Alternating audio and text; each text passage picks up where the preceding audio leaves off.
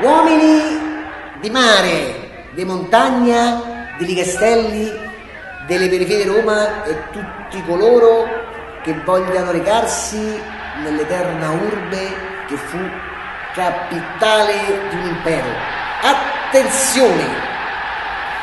In questo momento di crisi ci sembra doveroso dare una risposta alla cittadinanza.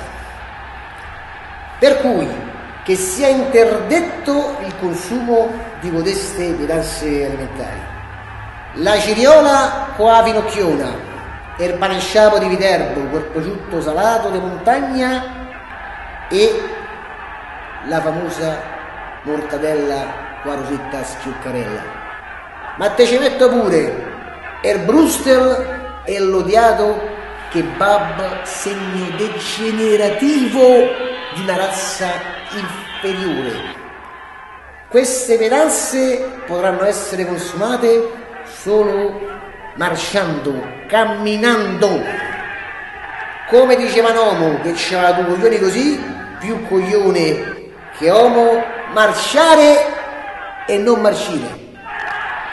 Ma che cazzo sta mettendo? Ma che per bene? È vietata la pagnottella, ma anche le pagnottelle si poteva bagnare. È tutto normale. Vi domanderete, ma che cazzo vuol dire? Ma che è sta roba? Ma che cazzo serve? Ma io so io e come risaputo voi non siete un cazzo. Quindi fateci una ragione e noi tireremo dritto.